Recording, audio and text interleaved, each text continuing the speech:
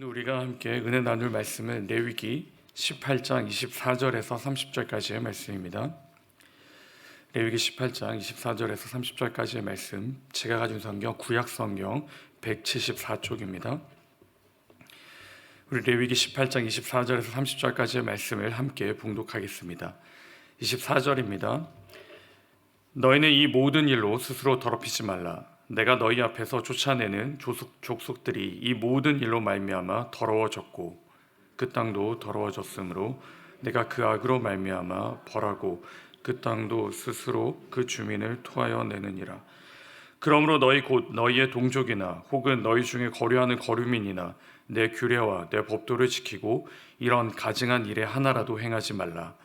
너희 전에 있던 그 땅 주민이 이 모든 가증한 일을 행하였고 그 땅도 더러워졌느니라. 너희도 더럽히면 그 땅이 너희가 있기 전 주민을 토함같이 너희를 토할까 하노라. 이 가증한 모든 일을 행하는 자는 그 백성 중에 끊어지리라. 30절입니다. 그러므로 너희는 내 명령을 지키고 너희가 들어가기 전에 행하던 가증한 풍속을 하나라도 따름으로 스스로 더럽히지 말라. 나는 너희의 하나님 여호와니라. 아멘. 하나님의 말씀입니다. 오늘 우리 주신 하나님 말씀의 제목은 흔들리는 세상 속의 우리입니다. 흔들리는 세상 속의 우리. 몇 해 전에 이런 광고가 있었습니다. 모두가 예스라고 할 때 노 할 수 있는 사람, 모두가 노라고 할 때 예스라고 할 수 있는 사람, 그 사람이 필요하다, 이런 캐치프레이즈였는데요. 그 광고를 보면서 제가 느낀 게 정말 우리 그리스도인의 삶이 그와 같구나라고 생각했습니다. 우리가 살아가는 세상은 늘 흔들리고 완전하지 않습니다. 그런데 세상은 그것을 진리인 것처럼 우리에게 선포하고 알려주고 있는 것이죠.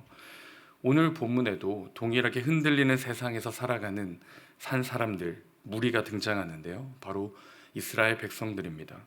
이 어제와 이어서 하나님께서 이스라엘 백성이 범해서는 안 되는 범죄에 대해 기록하고 계신데요. 이 성에 관한 죄를 기록하고 있습니다. 이 고대 근동 사회에서는 얼마나 이 성에 문란하고 죄가 팽배했는지를 알 수 있습니다. 그런데 아이러니하게도 수천 년이 지난 지금도 이와 동일한 문제가 우리가 살아가는 이 땅에 있다는 것이죠. 그 이슈들이 있다는 겁니다. 지금도 존재하는 것이죠. 지금은 자기 결정권, 인권 등으로 여러 가지 포장이 되어서 우리 앞에 놓여져 있는 것입니다. 본문에서 하나님께서 죄를 열거해 주시는 이유가 무엇일까요? 이 문제가 있다는 겁니다. 행동의 문제뿐만 아니라 인식의 문제가 있는 것이죠. 무슨 말이냐? 죄에 대한 인식 장애가 있는 겁니다.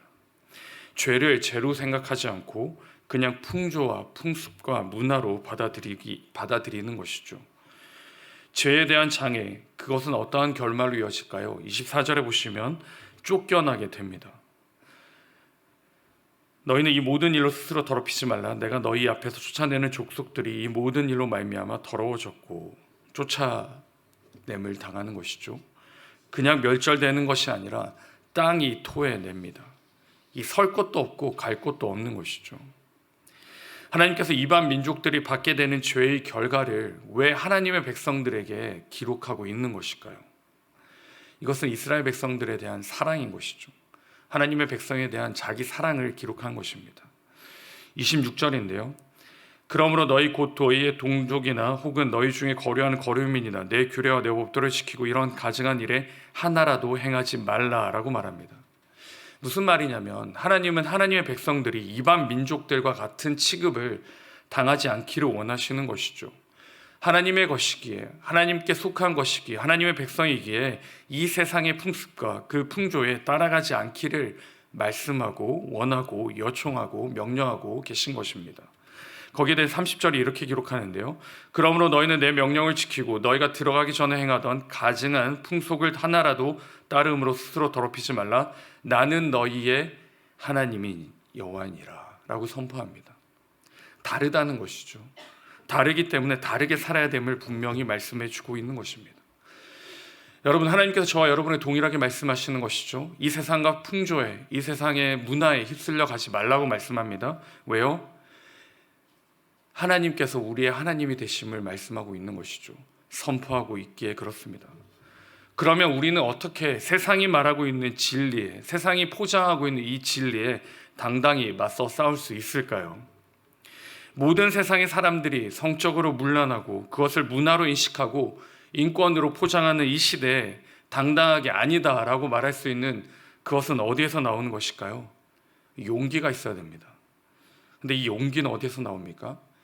우리가 신앙의 선배들의 모습들에서 확인할 수 있는데요. 어떤 시련과 환경 가운데서도 굽히지 않는 믿음이 있었습니다. 신앙이 있었던 것이죠. 특히 우리나라의 일제시대 때 신사참배를 거부하며 순교했던 우리의 많은 신앙의 선배들을 기억할 수 있습니다. 그들이 가진 공통적인 결단과 신앙과 믿음이 있었는데요. 그것은 뭐냐면 하나님 앞에서였습니다. 하나님 앞에서. 하나님 앞에 살아가기에, 하나님이 살아계시기에 우리는 타협할 수 없고, 하나님 앞에 내가 서 있기에 예배를 포기할 수 없고, 하나님 앞에 서 있기에 우리의 신앙과 우리의 믿음을 포기할 수 없었던 그 신앙이 있었던 것이죠. 그래서 어디까지 나아갑니까? 죽음까지도 놓았던 모습들을 우리는 기억합니다. 세상은 흔들립니다. 세상은 거짓으로 가득합니다. 그 가운데 저와 여러분은 살아갑니다. 그런데 우리가 세상 앞에 살아가는 것이 아니라 하나님 앞에 살아가심을 기억하시기 바랍니다. 그렇게 신앙과 믿음과 삶이 하나님 앞에 위배되는 모든 것들을 당당히 맞서 싸울 수 있기를 바랍니다. 때로는 흔들리고, 때로는 위축되고, 때로는 어려울 수 있습니다.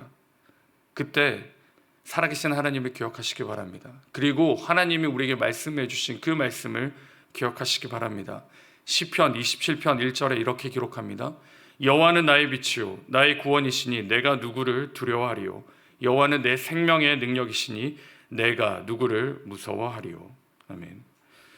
오늘도 하나님의 사람으로 하나님 앞에서 살아가시는 저와 여러분, 그러므로 이 땅에서 우리를 두려워하고 우리를 감당 못하는 그 살아있는 하나님의 사람, 그 사람이 저와 여러분의 삶이 될 수 있기를 주님의 이름으로 축원드립니다.